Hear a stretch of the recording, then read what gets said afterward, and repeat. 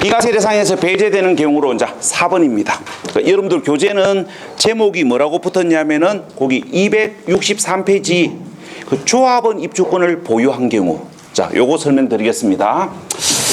자, 요거는 우리가 뭐 말로 해가지고는 느낌이 좀 떨어지기 때문에 예를 하나 들어서 제가 좀 설명을 해볼게요. 자, 우리가 이제 이런 경우를 이야기를 해봅시다. 하나의 주택과 하나의 입주권을 소유하거나 또는 우리가 하나의 주택과 하나의 아파트 분양권을 소유하고 있는 자가 주택을 양도를 하면 우리가 등기부상, 그러니까 등기부상 1주택이지만 우리가 비과세 가능한 1주택에서 제외됩니다. 그러니까 등기부상 1주택이에요. 그러니까 등기부상 1주택이지만 비과세 가능한 1주택에서 제외됩니다. 그러니까 이 설명을 이해를 하시려면 요 개념과 요 개념을 잡으셔야 됩니다. 자, 그럼 지금부터 설명을 해볼게요. 자, 지금부터 이제 설명을 해보면, 자, 일단 요 입주권 관련 이야기, 분양권 관련 이야기를 잡으셔야 되는데, 자, 입주권부터 설명드립니다. 자, 입주권은 주택은 아니지만 보유 주택 수에 포함하도록 2006년에 법이 개정됐습니다. 이 법이 만들어진 지가 벌써 15년이 넘었어요. 그 다음에 아파트 분양권. 자, 아파트 분양권은, 자, 요것도 주택은 아니지만 보유 주택 수에 포함하도록 법이 올해부터 개정됩니다. 올해부터 개정이 되는데 요게 조건이 붙어요. 뭐라고 조건이 붙냐면은 2021년 1월 1일 이후에 취득한 경우, 우리가 이제 2020년 12월 31일 이전에 이미 취득해가지고 소유하고 있는 아파트 분양권은 양도소득세 보유주택수에 포함하지 않고 21년 1월 1일 이후에 취득한 경우에만 주택수에 포함되는 겁니다. 그러니까 쉽게 말해서 올해 이후에 취득한 아파트 분양권은 양도소득세 보유주택수에 포함된다고 해요. 이게 취득세하고 달라요. 그래서 우리가 현업에 계시는 중개사분들이 혼란스러워 하십니다. 우리가 취득세는 어떻게 됩니까? 취득세는 우리가 이제 1세대가 여러 개의 주택을 취득하면 취득세를 8% 중과세 하는 경우도 있고 12% 중과세 하는 경우도 있는데, 이때 아파트 분양권이 취득세도 주택수에 포함이 됩니다. 되는데 조건이 어떻게 되냐면은 이렇게 돼요.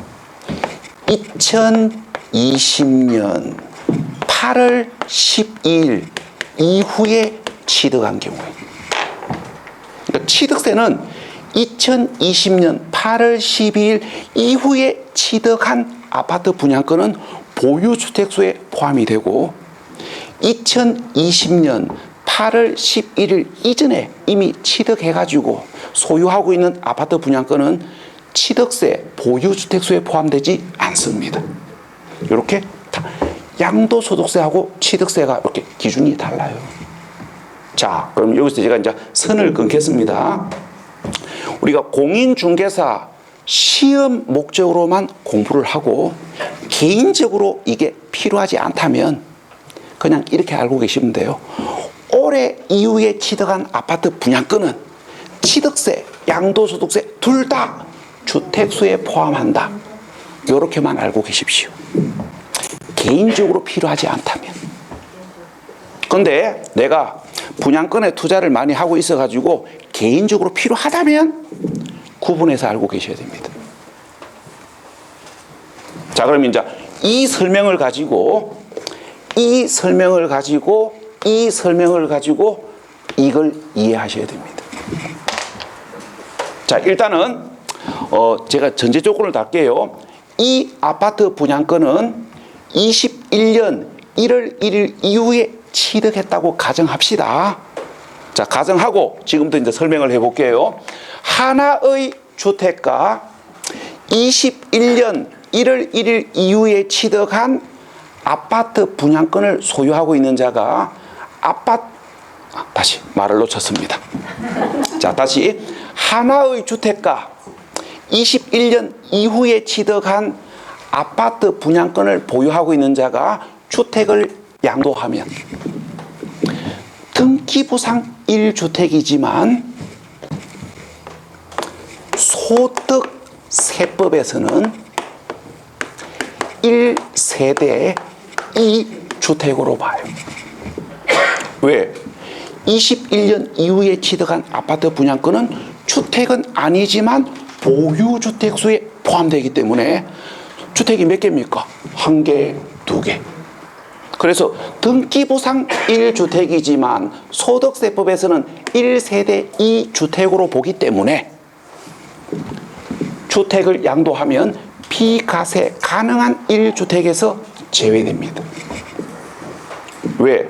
21년 이후에 취득한 아파트 분양권은 주택은 아니지만 보유주택수에 포함되기 때문에 이걸 세법에서는 2주택으로 보고 주택을 팔았을 때 비과세를 받으려면 주택이 1개여야 되는데 2개이기 때문에 비과세 대상에서 제외된다고요.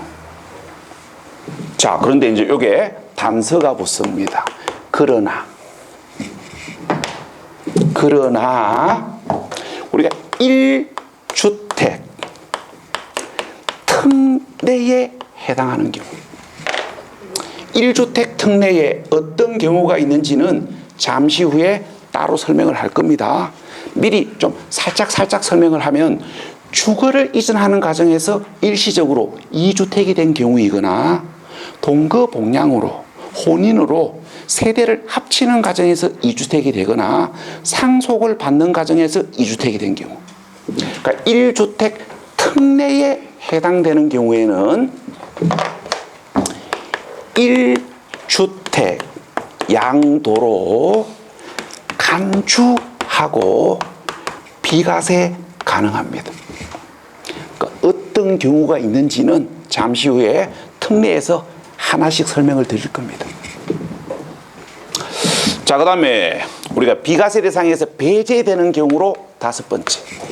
그러니까 여러분들 교재는 뭐라고 제목을 달아놨냐면은 기준 면적을 초과하는 주택에 딸린 토지. 자, 요걸 설명을 드립니다.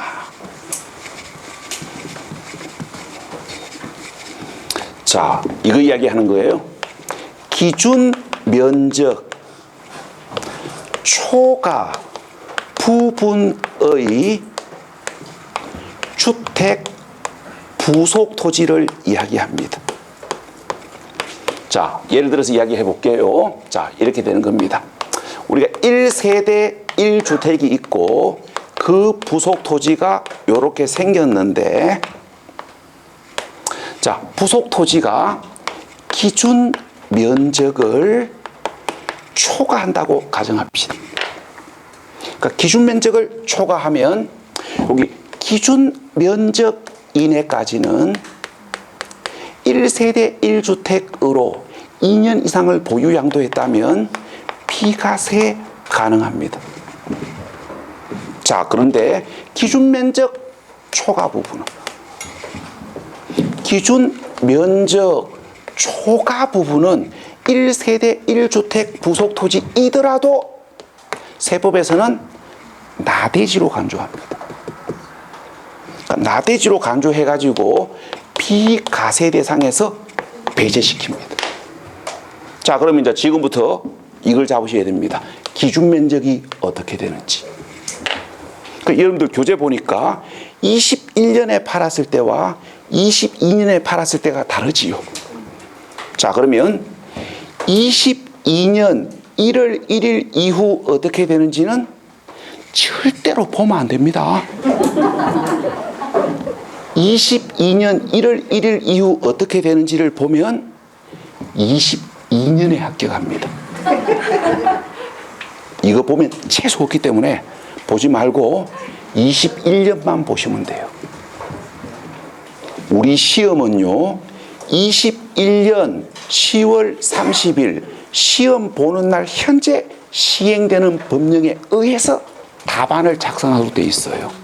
그래서 내년에 왜 되는지는 몰라도 되고 올해 중에 팔았을 때 어떻게 되는지만 알면 시험 문제가 풀립니다. 그래서 22년 보지 말고 여기 21년만 보셔야 됩니다. 자, 그래서 올해 중에 팔았을 때 비과세 기준 면적은 어떻게 되냐면은 도시 지역 안에 소재하면 주택 정착 면적의 5배,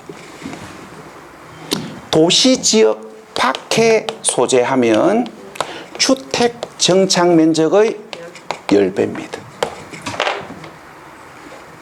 여기까지가 비과세 배제 사유로 보셔야 될 5가지예요.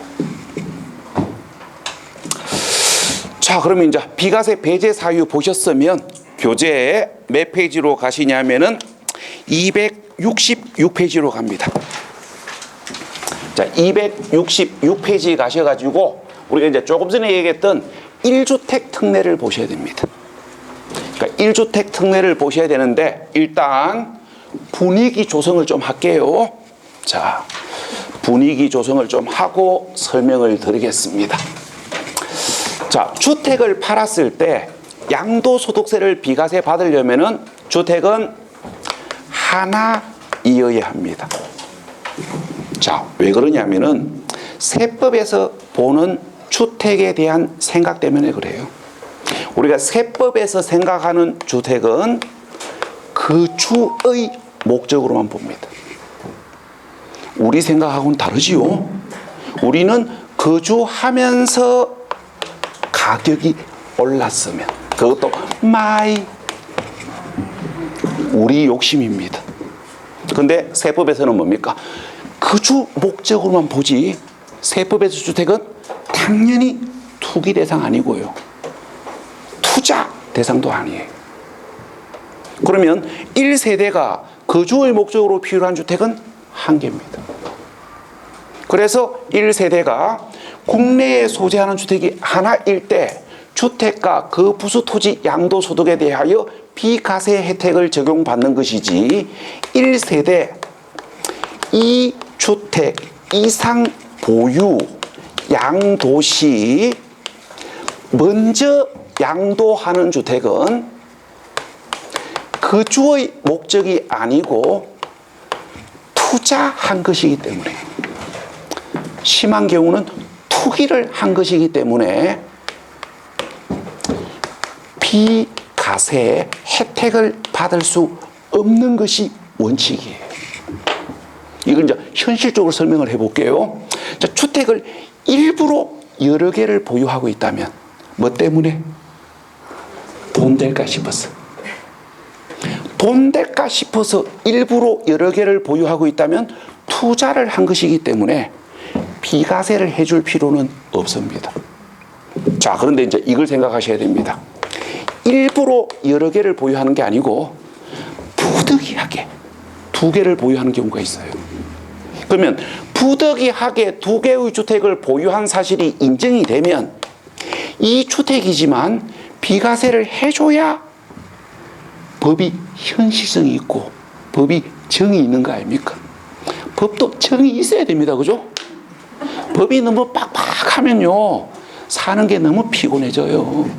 그래서 부득이하게 2개의 주택을 보유한 사유가 인정이 되면 이 주택이지만 1주택 양도로 간주하고 양도 1 현재 2년 이상을 보유했고 이 주택이 취득할 당시 조정 대상 지역에 소재하고 있었다면 양도 당시 조정 대상 지역에서 해제가 되더라도 보유 기간 중 거주 기간이 2년 이상이라면 이 주택이지만 비과세 가능합니다. 자, 그래서 이제 지금부터 특례 대상을 보셔야 되는데 이 특례가 13가지가 있습니다. 근데 다행스러운 건 우리 시험은 4군데 위주로 물어봐요. 그래서 그 4군데만 정확하게 잡으시면 됩니다. 자, 교재 266페이지 일시적 2주택입니다. 자, 읽어볼게요. 그러니까 국내에 1주택을 소유한 1세대가 그 주택을 양도하기 전에 다른 주택을 취득함으로써 일시적으로 2주택이 된 경우 종전주택을 취득한 날로부터 1년 이상 지난 후 신규 주택을 취득하고 1년 이상 지난 후 동그라미 하시고 별표하시고 그 다음에 267페이지 타음에 따라 종전주택을 양도하는 경우 자 1항입니다. 신규 주택을 취득한 날로부터 3년 이내에 종전주택을 양도하는 경우 3년 이내 동그라미 하시고 별표하시고 종전주택 동그라미 하시고 별표하시고 그 다음에 2항입니다. 종전의 주택이 조정대상 지역에 있는 상태에서 조정대상 지역에 있는 신규 주택을 취득 밑으로 3줄 내려가십시오. 자, 끝부분에 하는 경우에는 다음 각 목의 요건을 모두 충족한 경우 그 다음에 기억 항목입니다. 신규 주택 취득일로부터 1년 이내에 그 주택으로 2줄 내려가십시오. 전입 신고를 마친 경우 그 다음에 니은 항목입니다. 신규 주택 취득일로부터 1년 이내에 종전주택을 양도한 경우 1년 이내 동그라미 하시고 별표하시고 자 그러면 금방 읽어본 이야기를 지금부터 설명을 해보겠습니다. 자, 갑이 A주택을 보유하고 있는 갑이 우리가 B주택으로 주거를 이전하기 위하여 B주택을 취득하는 과정에서 A주택 팔기 전에 B주택을 먼저 취득을 함으로 인하여 주거 이전 과정에서 일시적으로 2주택이 되는 경우가 있습니다. 자, 이거는 뭐예요? 주거 이전 과정에서 부득이 2개의 주택을 보유한 거 아닙니까? 그래서 특례 대상이에요. 자, 그런데 따집니다. 진짜 주거 이전 과정에서 2주택이 된 건지 돈 될까 싶어서 일부러 2개 샀는지 따져요. 어떻게 따지냐면은 이렇게 따집니다. 첫 번째, 종전주택을 취득한 후 1년 이상 지난 후에 다른 주택을 취득해야 됩니다. 자, 왜 그런지 보여드립니다. A주택 취득하고 3일 만에 B주택 취득했을 때 주거 이전입니까? 이거는 누가 봐도 돈 될까 싶어서 일부러 2개 산 거예요. 그래서 주거 이전으로 인정받으려면은 종전주택 취득하고 나서 최소한 1년 이상 지난 후에 다른 주택을 취득해야 됩니다. 요게 아파트 분양권일 때도 종전주택 취득하고 나서 최소 1년 이상 지난 후에 아파트 분양권을 취득해야 일시적 2주택 특례 대상이 됩니다. 자, 그 다음에 자, 주거 이전 과정에서 2주택이 된 것이 맞다면 어느 주택을 먼저 팔아야 됩니까? 새로운 주택, 종전주택. 당연히 종전주택을 먼저 양도하셔야 되지요. 몇 년? 3년 이내에. 여기가 정확하셔야 됩니다. 1주택 양도로 간주를 받기 위해서 몇 년 안에 팔아야 되는지, 1주택 양도로 간주를 받기 위하여 어느 주택을 먼저 팔아야 되는지 양도 기간과 주택이 정확하셔야 돼요.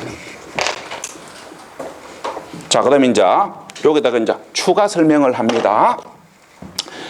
조정 대상 지역 안에 종전주택 소유자가 조정 대상 지역 안에 소재하는 신규 주택을 취득함으로 인하여 일시적으로 2주택이 됐을 때, 짧게 줄여서 조정 대상 지역 일시적 2주택인 경우에는, 자, 지금부터 이제 이걸 정리하셔야 됩니다. 몇 년 안에 어느 주택을 먼저 팔아야 1주택 양도로 간주하는지. 자, 새로운 주택을 취득한 날로부터 몇 년? 1년 이내에 어느 주택을? 종전 주택을 먼저 양도하셔야 됩니다. 여기가 헷갈리시면 안 돼요. 우리가 주거 이전 1주택, 그러니까 주거 이전 일시적 2주택이 1주택 양도로 간주를 받기 위한 양도 기간이 일반 지역이냐 조정 대상 지역이냐에 따라 다르다. 요게 헷갈리시면 안 됩니다. 자, 그 다음에 이제 요게 추가 조건이 하나 더 붙습니다. 조정 대상 지역 2주택은 요게 조건이 하나 더 있어요. 어떤 조건이 하나 더 추가되냐면은 신규 주택 취득일로부터 1년 이내에 전입신고 하셔야 됩니다. 우리가 신규 주택에 1년 이내에 전입신고를 해야 된다고요. 결론적으로 무슨 이야기냐면은 이야기예요. 조정 대상 지역 일시적 2주택인 경우에는 새로운 주택 취득하자마자 바로 이사 들어가셔야 되고, 새로운 주택 취득하자마자 바로 종전주택을 팔아야 비과세 받을 수 있다는 이야기입니다. 쌤, 1년이라는 시간의 여유가 있으니까 1년 한 11개월 정도 월세 받다가 이사 들어가고 팔아도 안 됩니까? 우짤라고. 나쁜 세입자 만나면 우짤라고. 자, 봐요. 자, 2년 미만은 2년으로 보지요. 주택임대차 보호법. 주택임대차 보호법에서 2년 미만은 2년으로 봐요. 그래서 봐요. 자, 처음에 이 새 아파트를 11개월 동안 월세를 주기로 하고 세입자에게 월세를 줬습니다. 그런데 세입자가 새 아파트 살아보이 좋지요. 그래서 좋으니까 안 나가려고 할 수도 있습니다. 왜 안 나가려고? 일단 좋으니까 안 나가려고 하는 거고, 그 다음에 뭡니까? 공부하면. 자, 세입자가 울산에 있는 계림법학원에서 여기에서 중개사 공부하면서 민법 시간에 주택임대차 보호법에서 2년 미만은 2년으로 본다. 이걸 공부했다면 이걸 갖다 드림입니다. 내가 계림법학원에서 중개사 공부할 때 2년 미만은 2년으로 본다고 공부를 했기 때문에 내가 비록 들어올 때는 11개월 계약을 했지만 나는 법적으로 2년 살 수 있는 권한이 있다고 이야기하면서 안 나간다 하면 어쩌려고.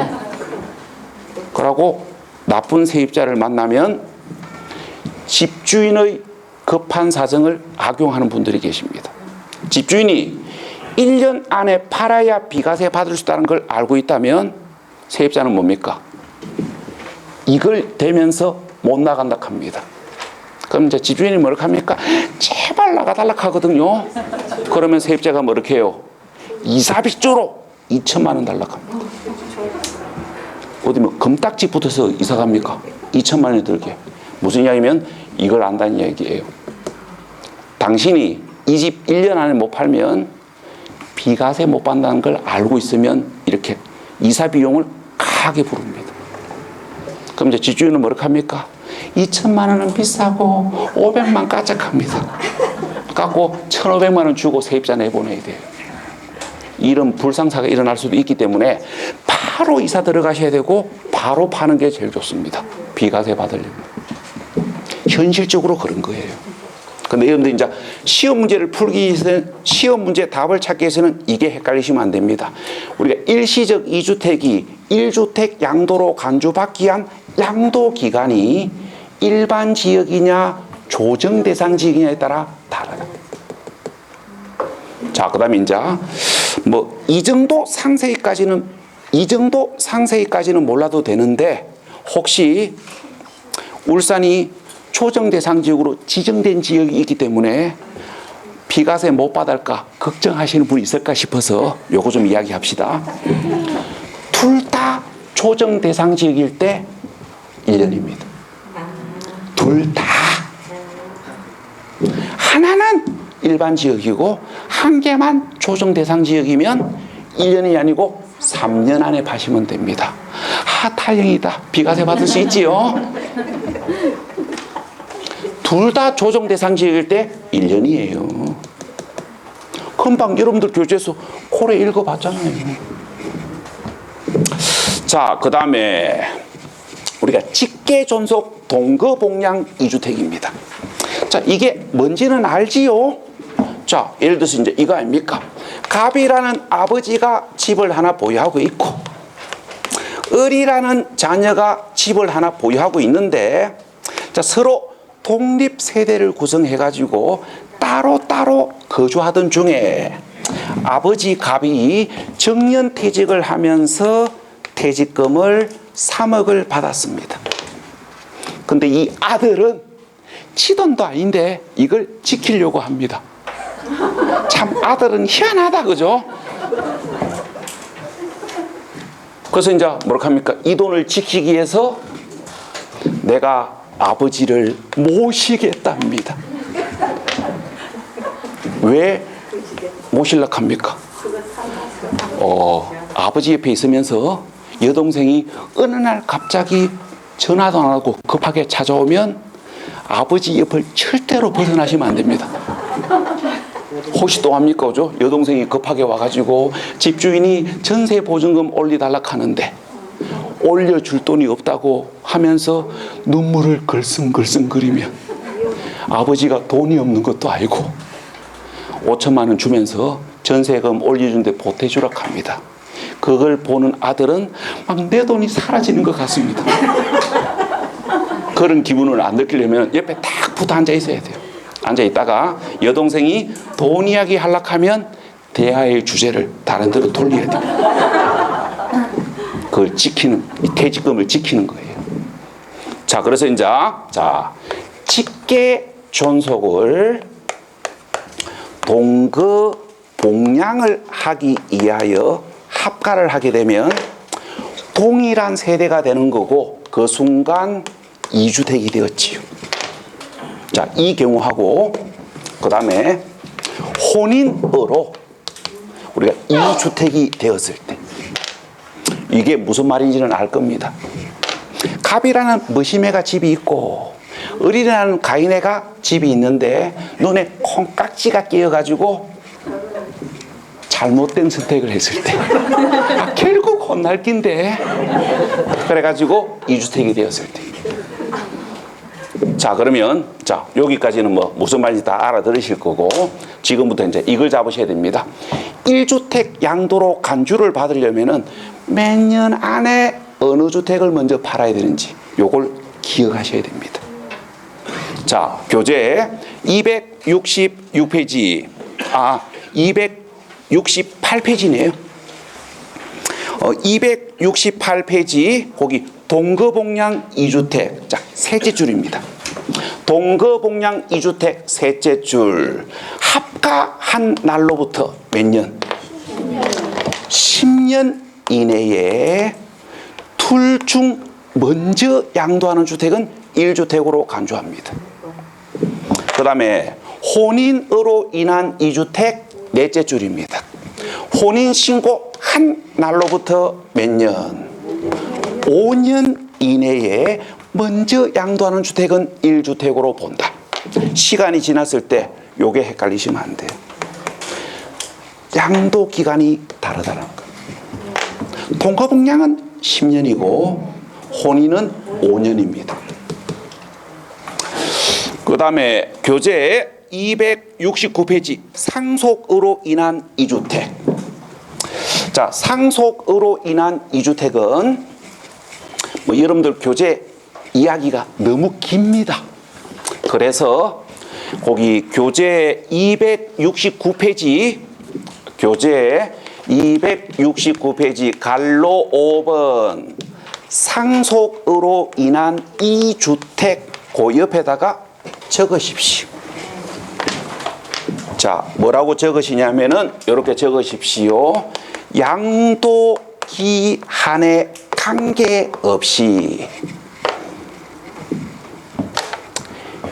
일반 주택을 먼저 양도 이렇게 적으십시오. 자, 이렇게 적어 놓고 제가 설명을 드리겠습니다. 우리가 이제 기존에 주택을 하나 보유하고 있는데 우리가 이제 부모님이 운명을 달리 하시면서 부모님의 주택을 상속을 받아서 1세대 2주택이 된 경우 특례를 받을 수 있습니다. 그러면 1주택 양도로 간주를 받기 위해서는 몇 년 이내에 어느 주택을 먼저 팔아야 되는지를 정리하셔야 되는데, 자, 참고로 양도 기간은 관계없습니다. 상속받아서 2주택이 된 날로부터 3년 안에 파느냐 10년 안에 파느냐 양도 기간은 관계없어요. 자, 그 다음에 어느 주택을 먼저 팔아야 되냐면은 상속받은 걸 먼저 팔면 안 됩니다. 상속받은 주택을 먼저 팔면 2주택으로 보기 때문에 양도소득세가 나와요. 상속받은 주택을 먼저 파시면 안 되고, 상속받기 전에 내가 보유하고 있던, 상속받기 전에 종전에 내가 보유하고 있던 주택을 먼저 파셔야 됩니다. 그걸 세법 조문에는 일반 주택이라고 표현하고 있습니다. 여기까지가 1주택 특례에서 알아야 될 기본입니다. 자, 그 다음에 교재 277페이지.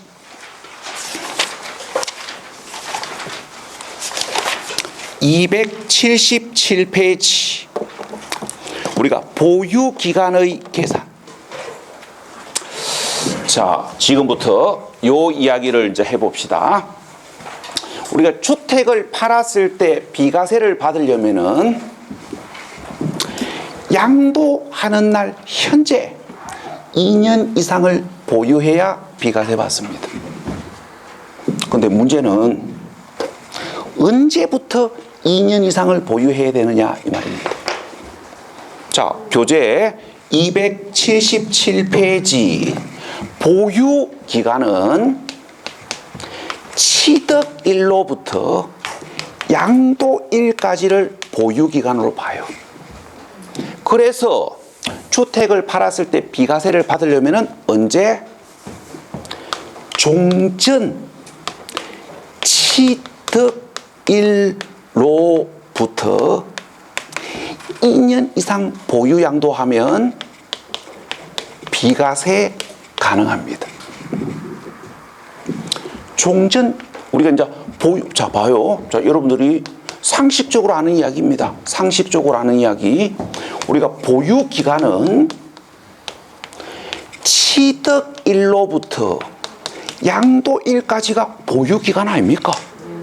그래서 종전 취득일로부터 2년 이상을 보유 양도하면 비과세 받을 수 있다고 해요. 자, 그런데 거기에 혹이 붙었습니다. 뭐라고 혹이 붙었냐면은, 자, 2항입니다. 2021년 1월 1일 이후 양도분부터는 2주택 이상을 보유한 1세대가 1주택 외의 주택을 모두 양도한 경우에는 양도 후 1주택을 보유하게 된 날로부터 보유기간을 기산한다. 거기 1주택을 보유한 날로부터 거기다가 동그라미 하시고. 자, 그 다음에 이제 거기에 다시 조건이 붙습니다. 다만 셋째 줄 1세대 1주택 특례, 넷째 줄 그 부분에 에 따라 일시적으로 2주택에 해당하는 경우 2주택은 제외하되.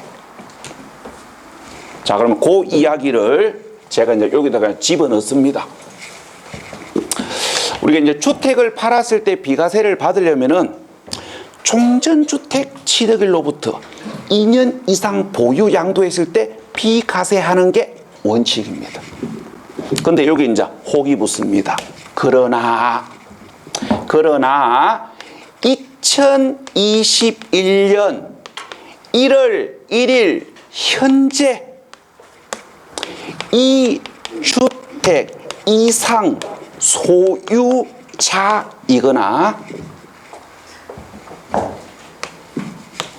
2021년 1월 1일 이후에 2주택 소유자가 된 경우에는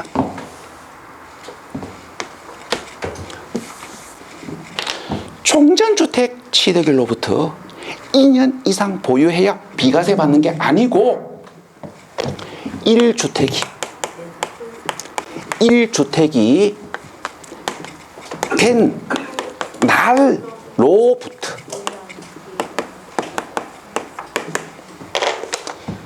2년 이상을 보유해야 비과세 받습니다.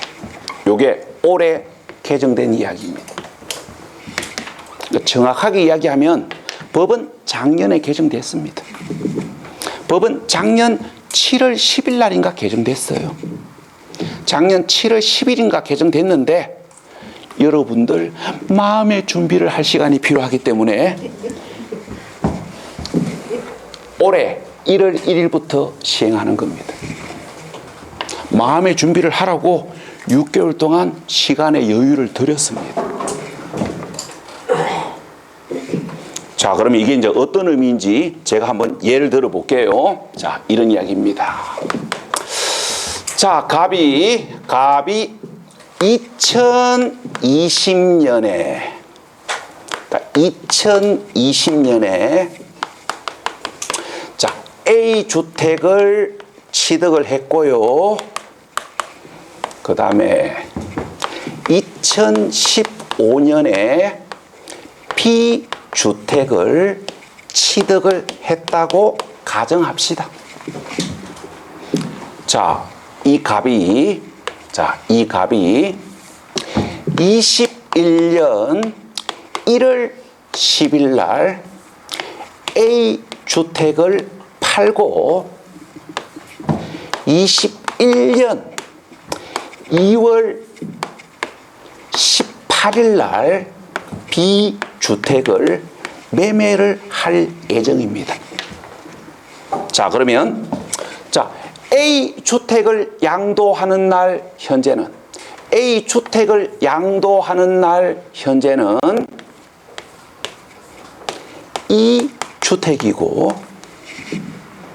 그러니까 A 주택을 양도하는 날 현재는 이 주택이고 일시적 2주택 특례도 아니지요. 주거 이전 일시적 2주택 특례 혜택을 받으려면은 새로운 주택을 취득한 날로부터 3년 안에 종전주택을 먼저 팔아야 되는데 3년 지나붙잖아요.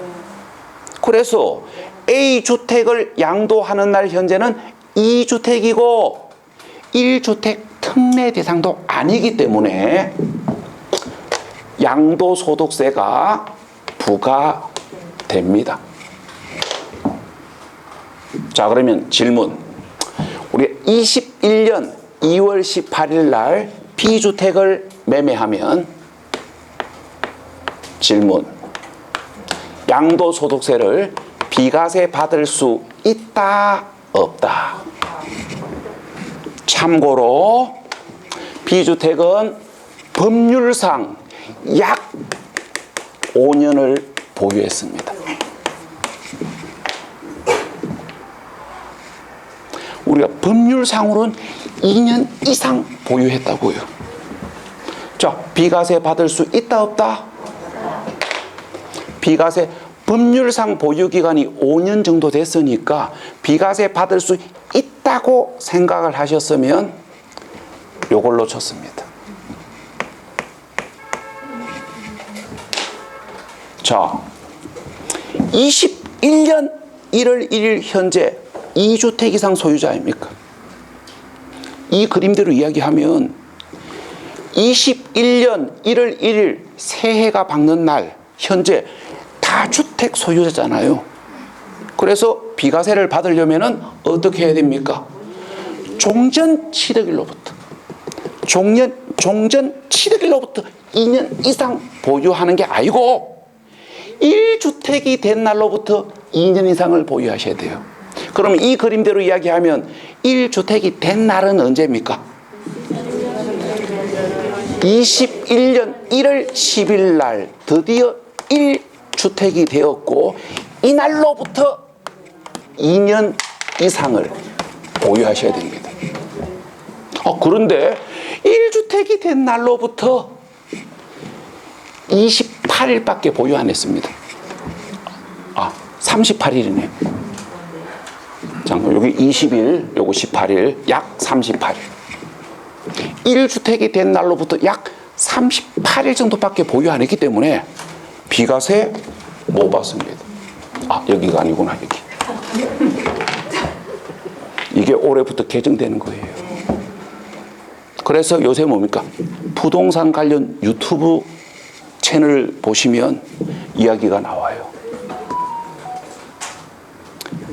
일시적 주택을 보유하고 있는 자가 마지막 주택을 팔았을 때 비과세 받을 수 있다고 착각하지 말라고 유튜브 보면 요 이야기가 나옵니다. 1주택이 된 날로부터 2년 이상을 보유해야 되는데 1주택이 된 날로부터 보유기간이 38일 정도밖에 안 되기 때문에 법률상 2년 이상 보유했지만 1주택이 된 날로부터 보유기간이 38일밖에 안 되기 때문에 비과세 못 받습니다. 요게 올해부터 조심하셔야 될 이야기예요. 자, 그러면 비과세 받을 수 있는 방법이 있겠지요. 우리나라에 안 되는 게 어디 있습니까? 몰라. 그 방법을 여러분들이 모르는 거지. 비과세 받을 수 있는 방법이 있어요. 법을 만드는 놈들이 저거 도망갈 구멍은 다 만들어 놨습니다. 자, 요게 단서가 붙어요. 그러나 우리가 일시적 2주택인 경우에는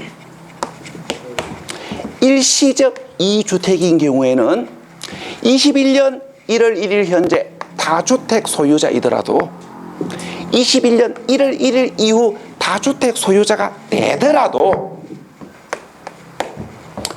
종전 취득일로부터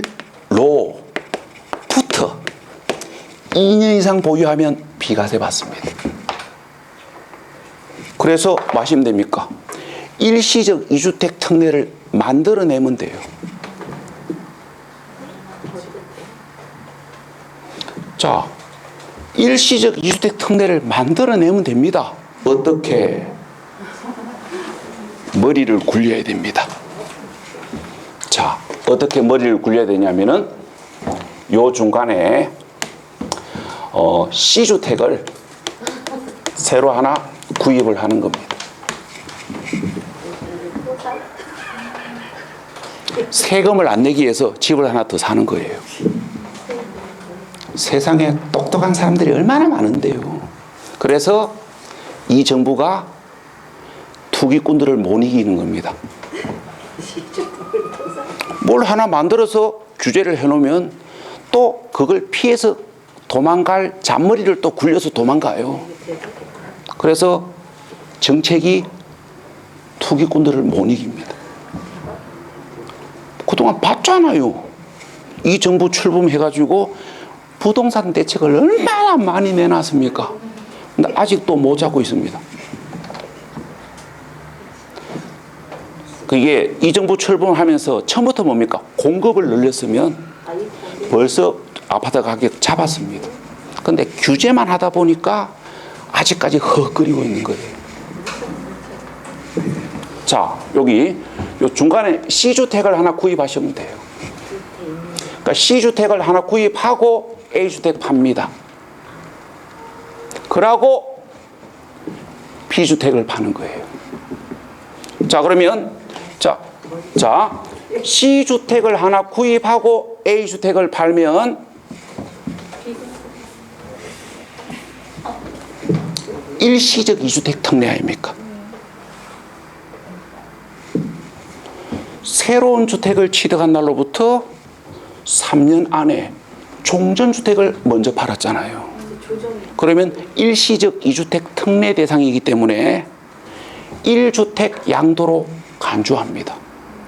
간주하고 일시적 이주택 특례 대상이 되면 1주택이 된 날로부터 2년 보유하는 게 아니고 종전 취득일로부터 2년 이상 보유하면 비과세 받아요. 그래서 비과세 대상입니다. 그럼 이때 절세 효과를 최대화시키려면 C주택을 구입할 때 가급적이면 비초정 대상 지역 소재주택을 취득하는 게 좋습니다. 절세 효과를 더 최대화시키려면 공시가격 1억 이하 주택을 취득하는 게 좋습니다. 왜? 공시가격 1억 이하 주택은 1세대가 여러 개의 주택을 취득하더라도 취득세 중과세 대상 아니거든. 취득세가 8%, 12% 중과세 되는 게 아니고 1% 나옵니다. 이렇게 하면 취득세는 취득세대로 최대한 줄이고 비과세 받고 봐요. 일거양득 아닙니까? 참 희한하다, 그죠? 집을 하나 더 샀는데 비과세 받는다? 이거. 그러니까 이 세법이 재미있는 거예요. 자, 그런데 우리 시험은 여기까지만 물어볼 겁니다. 그래서 개인적으로 필요하지 않다면 여기까지만 잡으십시오. 그런데 필요하면 야도 잡으셔야 됩니다. 자, 이렇게 해가지고 양도소득세 비과세에서 특례 관련 이야기는 마무리됐습니다. 자, 이렇게 해가지고 집에 가야 될 시간이 되었기 때문에 오늘 수업은 여기까지 마무리하겠습니다. 자, 고생 많으셨습니다. 수고했습니다.